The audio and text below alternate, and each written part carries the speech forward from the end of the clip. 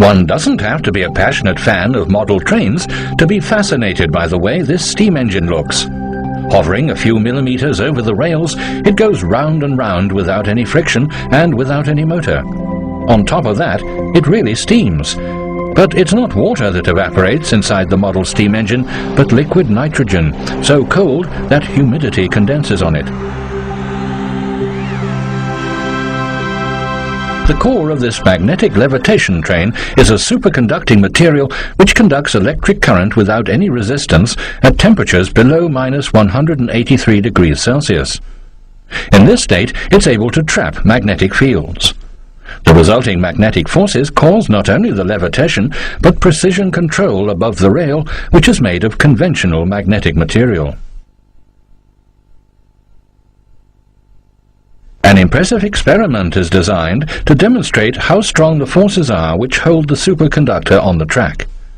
The superconductor is brought into a certain distance of a few millimeters above the magnetic rail and cooled down in this position using liquid nitrogen.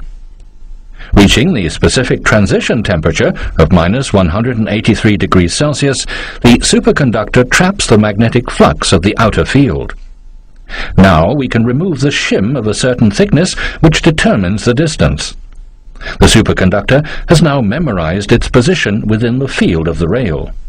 The superconductor is fixed at this distance and can only move along the magnetic rail even when turning upside down. But the effect lasts only as long as the superconducting state in the material is maintained. To set the superconducting levitation train in motion, one has only to give it an initial impulse by hand.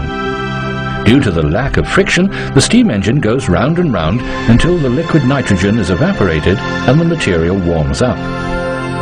Then the effect of superconductivity ceases, and what has been a strong magnet at low temperatures turns into a ceramic material without particular magnetic properties.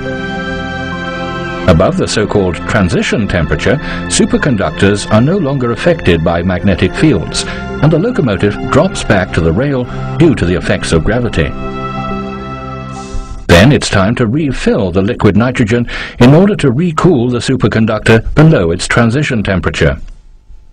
During the cooling procedure, the superconductor is positioned within the magnetic field of the underlying rail. The distance between the locomotive and the rail can be varied by shims of different thickness, from 1/2 to 6 millimeters.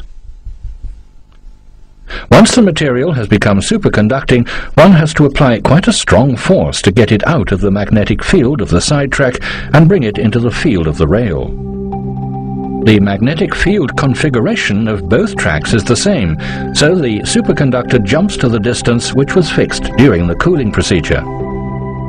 To set the train in motion, it's enough to give it an initial impulse by hand.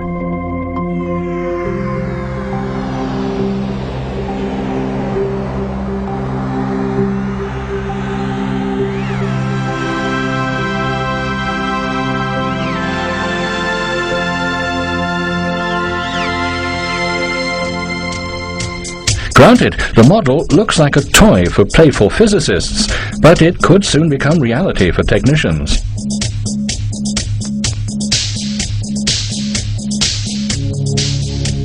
Of course, it remains questionable whether superconducting trains really will breeze along storefronts someday. However, some applications of this technique can already be envisaged, such as frictionless bearings or conveyance systems for clean rooms.